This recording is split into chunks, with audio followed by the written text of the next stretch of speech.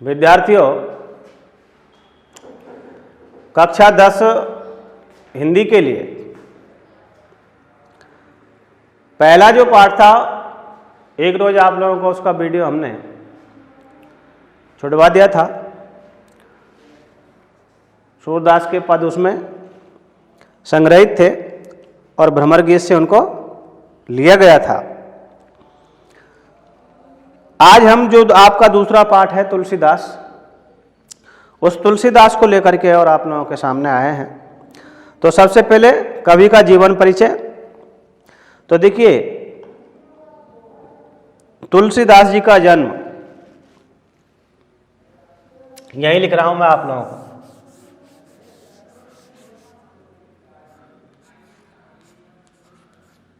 जन्म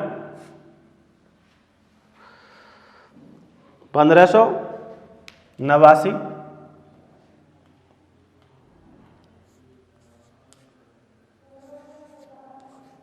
1589 ये सम्मत है।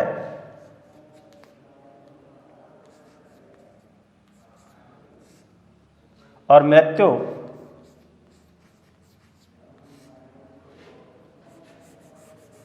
1680।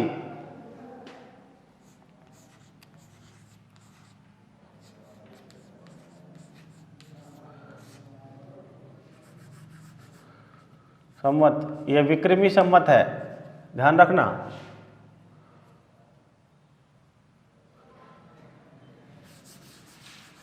यहां लिखिए विक्रमी सम्मत।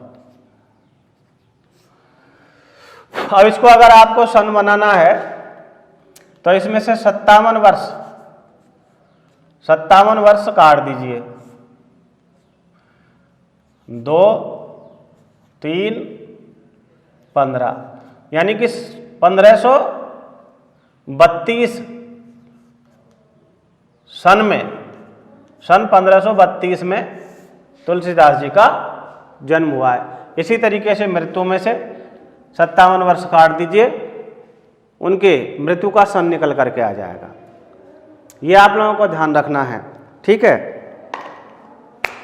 तो तुलसीदास जी का जन्म उत्तर प्रदेश के बांदा जिले के राजापुर गांव में संवत 1589 के लगभग माना जाता है, यानी कि निश्चित नहीं है।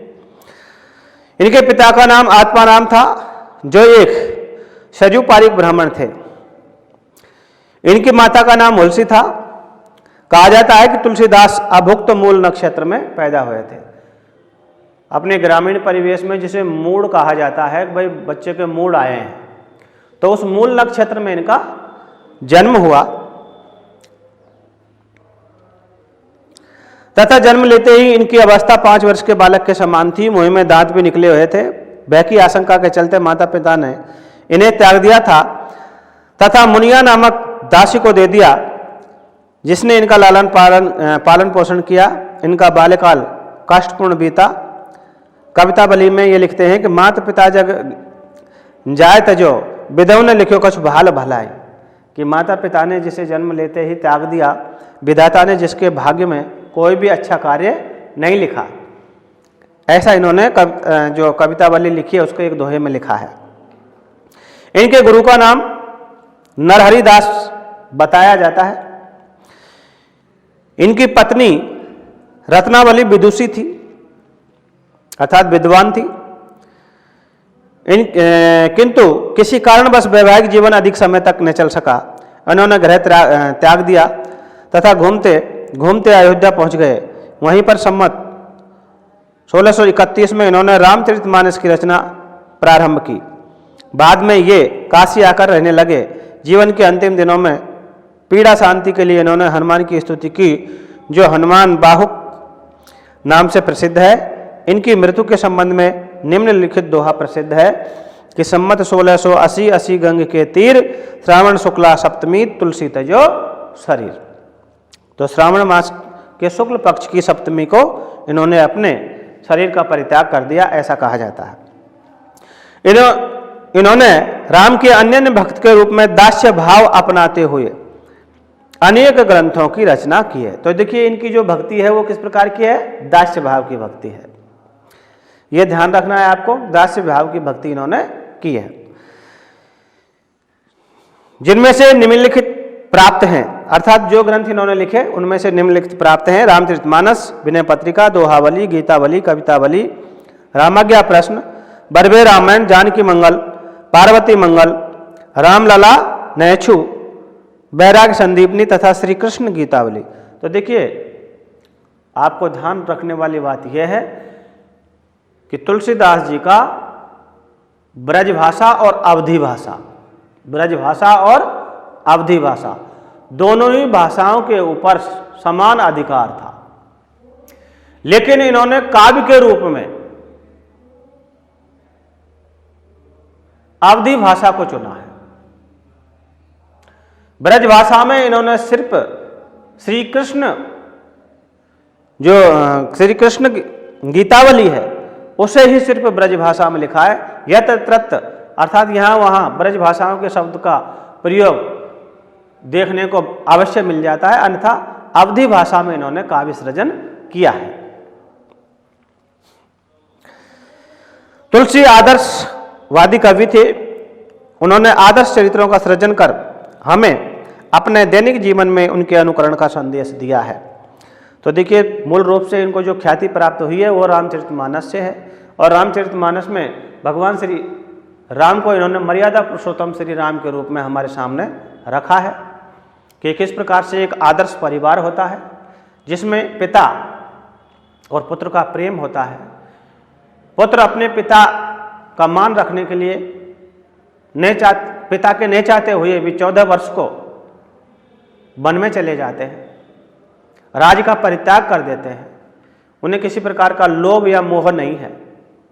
उनका भाई अपने भ्रातृ धर्म को निभाते हुए, पत्नी अपने पति धर्म को निभाते हुए किस प्रकार से उनके साथ साथ वन को चली जाती है।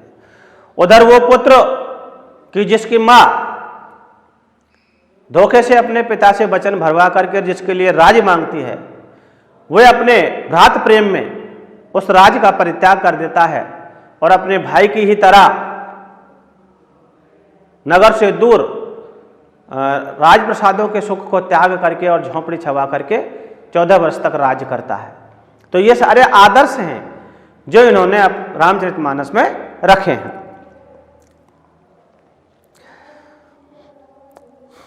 तो इन्होंने आदर्श चरित्रों का सृजन कर हमें दैनिक जीवन में उनके अनुकरण का संदेश दिया है। ये अवधी और ब्रज भाषा दोनों के पंडित थे। दोनों भाषाओं का शुद्ध और परमार्जित रूप इन्होंने अपनाया है। पाठ परिचय: लक्ष्मण परशुराम संवाद रामचरितमानस के बालकांड से उद्धत है। अर्थात यहाँ पर जो आप लोगों के प्रसंग आया है वो बालकांड से लिया गया है। रामचरितमानस के धनुर्यज्ञ के पश्चात मुनि परशुराम शिव धनुष भंग का समाचार पाकर क्रोध में तमतमाते हुए वहां आते हैं। तो देखिए प्रसंग का आपको पता ही है कि सीता जी के विवाह का जब स्वयंवर हुआ तो ऋषि विश्वामित्र के साथ भगवान रामचंद्र जी और लक्ष्मण जी जनकपुरी गए थे, और वहां पर किस प्रकार से जब शिव धनुष टूट जाता है तो शिव धनुष को टूटा हुआ पा करके और सुन करके परशुराम जी क्रोधित होकर के आते हैं। क्यों? क्योंकि भगवान शंकर उनके गुरु थे और अपने गुरु के धनुष का अपमान मान करके वो इस प्रकार से क्रोध से भरे हुए तमतमाते हुए वहां आते हैं। किंतु राम की विनयशीलता और विश्वामित्र के समझाने पर राम के शक्ति परीक्षण के बाद उनका क्रोध शांत होता है। परंतु इस बीच लक्ष्मण और परशुराम के बीच व्यंग्योक्तियों से युक्त जो संवाद हुआ उस प्रसंग को यहाँ प्रस्तुत किया गया है। परशुराम जी के क्रोध से भरे वचनों का उत्तर लक्ष्मण व्यंग वचनों से देते हैं। लक्ष्मण जहाँ विवाद वत्सल है अर्थात उनको लड़ना झगड़ना पसंद है, वहीं श्री राम नीतिज्ञ सौजन्य के प्रतिमान के रूप में प्रकट होते हैं। विश्वामित्र संतुलन बिंदु है अर्थात विश्वामित्र जी संतुलन को बनाए रखते हैं। परशुराम जी को जब ज़्यादा क्रोध आता है तो वह परशुराम जी के क्रोध का शमन करते हैं। लक्ष्मण जी को जब ज़्यादा क्रोध आता है तो वह लक्ष्मण जी के क्रोध का शमन करते हैं। तो वह संतुलन बिंदु है। वे चरम क्रोध की दशा में परशुराम के आवेश को प्रशमित करते हैं। परशुराम का क्रोध भय से अधिक हास्य का आलंबन बन गया है। तो यहां पर यह आप लोगों के जो पाठ है, यहां पर लक्ष्मण परशुराम संवाद आप लोगों के प्रारंभ होता है।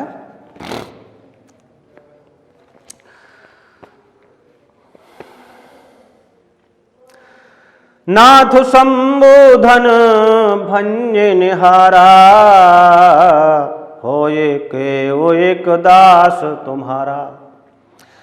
आयसु काहि कहिए किन मोही, सुन ऋषाय बोले मुनि को ही। तो देखिए भगवान परशुराम जी जैसे ही वहाँ सभा मंडल में आते हैं और कहते हैं कि भाई इस शिव धनुष को किसने तोड़ा है, पूछते हैं। तो उस समय भगवान रामचंद्र जी बाहर निकल करके आते हैं और कहते हैं कि नाथ संबोधन भंज निहारा, कि हे नाथ इस शंभु, शंभु मीन्स भगवान शंकर, धनु, धनु मीन्स धनुष, कि इस भगवान शंकर के धनुष को भंज निहारा, भंज मीन्स तोड़ना, कि तोड़ने वाला आपका ही कोई एक दास, दास मीन्स सेवक, आपका ही कोई एक सेवक है। पुनः सुन लीजिए, भगवान रामचंद्र जी परशुराम जी से कहते हैं कि हे नाथ, हे स्वामी, परशुराम जी से कहते हैं कि हे स्वामी इस शिव धनुष को तोड़ने वाला तो आपका ही कोई एक सेवक है। आयसु काहे कहिए किन मोही, कि आपका क्या आदेश है। आयसु, आयस को मतलब यहां आदेश से अर्थ लिया गया है कि आपकी क्या आज्ञा है या क्या आदेश है, आप उसे मुझसे कह सकते हैं। सुन ऋषाय बोले मुनि को ही। भगवान रामचंद्र जी के इस प्रकार के वचनों को सुन करके और जो परशुराम जी हैं वो गुस्से में शिव धनुष को टूटा हुआ देख करके और गुस्से के मारे, रिस मीन्स गुस्सा, गुस्से से कहते हैं सेवक सो जो करे सेवकाई, अरि करनी कर करई लड़ाई, कि सेवक तो वो होता है जो सेवा का कार्य करता है, जो शत्रुता का कार्य करता है वो तो प्रबल शत्रु के समान होता है। कि सेवक सो जो करे सेवकाई, कि सेवक तो वो होता है जो सेवा का कार्य करता है। अरि, अरि में शत्रु, अरि करनी, कि शत्रुता का कार्य करने वाला तो शत्रु के समान होता है, प्रबल शत्रु के समान होता है, जिससे सिर्फ युद्ध ही किया जा सकता है। सुनहु राम जय शिव धनु तोरा, सहस बाहु सम सो रिपु मोरा। के राम सुन लो, जिसने भी इस शिव धनुष को तोड़ दिया है या जिसने भी इस शिव धनुष को तोड़ा है वह सहस्त्रबाहु के समान, सहस्त्रबाहु नामक एक रावण हुआ, सहस्त्रबाहु रावण उसको कहा जाता है, कि सहस्त्रबाहु के समान वो मेरा शत्रु है। रिपु, रिपु में शत्रु है, दुश्मन है। सो बिलगाऊ बिहाई समाजा, नेते मार जई सब राजा। सुनि मुनि बचन लखन मुस्काने, बोले परसो धरई अपमाने। कि सो बिलगाय बिहाय समाजा, के राम जिसने इस शिव धनुष को तोड़ा है वो इस राज समाज में कहीं छुप करके, बिलगाय, बिलगाय का मतलब छुप करके बैठा हुआ है। या तो वो बाहर निकल करके आ जाए, नेते मार जही सब राजा, नहीं तो यहीं पर जो ये राज समाज विराजमान है इस सब को मैं मृत्यु के घाट उतार दूंगा। इस प्रकार से क्रोध में परशुराम जी भगवान रामचंद्र जी से कहते हैं, उनको सुना करके कहते हैं। तो इस प्रकार के वचनों को, क्रोध भरे वचनों को, परशुराम जी के इस प्रकार के क्रोध भरे वचनों को सुन करके लक्ष्मण जी हैं वो मुस्कुराने लग जाते हैं। कि सुन मुनि बचन लखन मुस्काने, कि मुनि परशुराम जी के इस प्रकार के वचनों को सुन करके लक्ष्मण जी मुस्कुराने लग जाते हैं और एकदम से बोल उठते हैं परसो धरई अपमाने, बोले परसो धरई अपमाने, कि आपने तो बेकार ही ये परसा धारण कर रखा है और इसका आप अपमान कर रहे हैं। बहुधनुई तोरी लड़काई कबहु न त्रिस कीन गोसाई, यही धन पर ममता के हेतु सुन रिसाय कह भृग कुल के तो।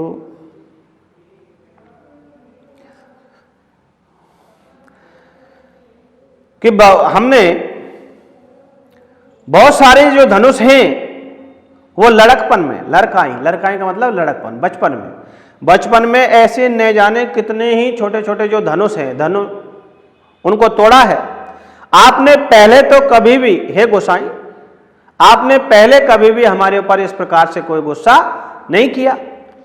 यही धन पर ममता के हेतु, फिर भला आपकी इसी धनुष के ऊपर ऐसी क्या ममता है, क्या मंतव्य है आपको कि आप इतना गुस्सा कर रहे हैं। सुनिर सहाय कह भृग कुल केतु।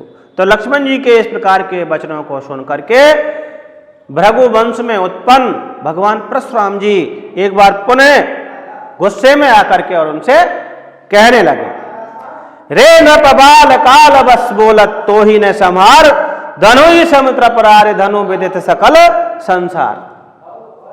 कि हे राजा के मूर्ख बालक, तू काल के वशीभूत हो गया है। रे नृप बालक काल बस बोलत तो ही न संभाल, कि तू काल के वशीभूत होकर के बोल रहा है, तुम अपने आप को संभालो। धनु ही श्रम त्रिपुरारी धनु, कि जो लड़कपन में तुमने छोटी छोटी धनुइयां तोड़ी हैं वो भगवान त्रिपुरारी मीन्स भगवान शंकर, कि क्या वो भगवान शंकर के इस धनुष के समान थी। धनु ही श्रम त्रिपुरारी धनु विदित सकल संसार, कि जिस भगवान शंकर के धनुष को संपूर्ण संसार जानता है, विदित में से जानना, कि जिस भगवान शंकर के धनुष को संपूर्ण संसार जानता है, उस धनुष को तू एक सामान्य धनुई के समान बता रहा है। तुम अपने आप को संभालो, है नहीं तो अच्छा नहीं होगा। इस प्रकार से उन्होंने लक्ष्मण जी से कहा। तो यहां तक का ये जो प्रसंग है ये आप लोगों को हमने आज आप इस वीडियो में बताया है। आगे का जो प्रसंग है हम अगले वीडियो में लेकर के आपको आएंगे। धन्यवाद।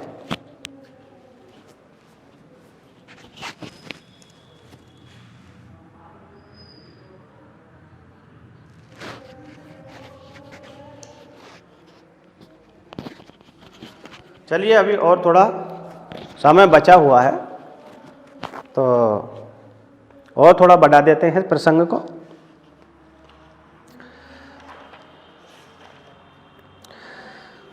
तो इस प्रकार से जब परशुराम जी ने लक्ष्मण जी से कहा तो लक्ष्मण जी हंस करके और उन्हें जवाब देते हैं, लखन कहा हंसी हमरे जाना, सुनहु देव सब धनुष समाना। लक्ष्मण जी ने कहा कि हे देव, हम तो ये जानते थे कि जो सारे धनुष होते हैं वो एक समान होते हैं, उनमें किसी प्रकार का कोई भेद नहीं होता है। काछति लाभ जनु धन तोरे, देखा राम नयन के भोरे। कि भला इस धनुष को तोड़ने से किसी को क्या लाभ हो सकता है और क्या हानि हो सकती है। और उस पर भी राम ने तो इसे नेत्रों के धोखे से इसे उठा करके देखना चाहा था, है? इसके पीछे, तोड़ने के पीछे उनका कोई उद्देश्य छुपा हुआ नहीं था। छुअत टूट रघुपति न दोषु, मुनि बिन काज करई कत रोसु। कि ये तो रामचंद्र जी के छूते ही टूट गया।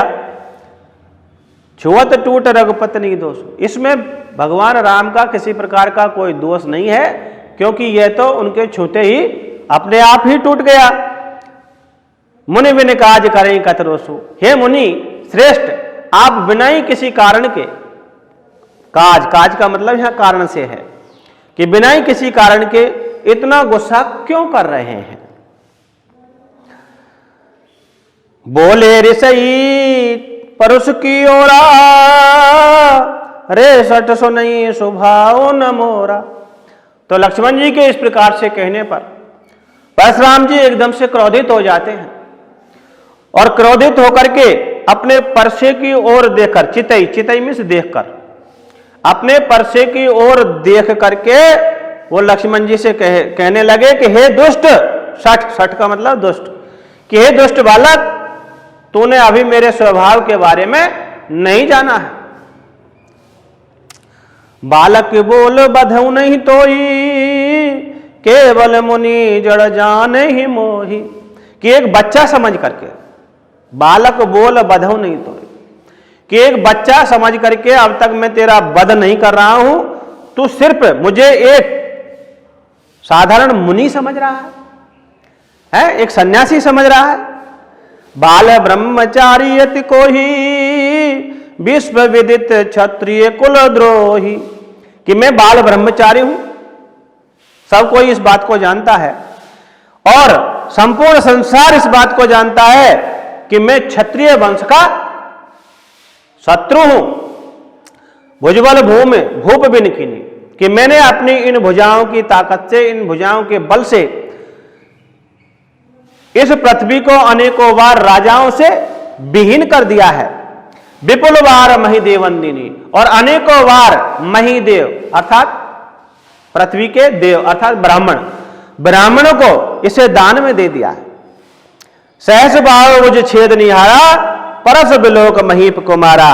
कि हे राजा के पुत्र, तू मेरे इस परसे की ओर देख, जिससे मैंने सहस्त्र भाव की हजारों भुजाओं का छेदन किया है। अतः तुम अपने आप पर अंकुश लगाओ, अन्यथा अच्छा नहीं होगा। इस प्रकार से लक्ष्मण जी से परशुराम जी कहने लगे। यहां तक का प्रसंग हमने आज इसमें पढ़ा है। अगले वीडियो में आगे का प्रसंग लेकर के चलेंगे। थैंक यू, धन्यवाद।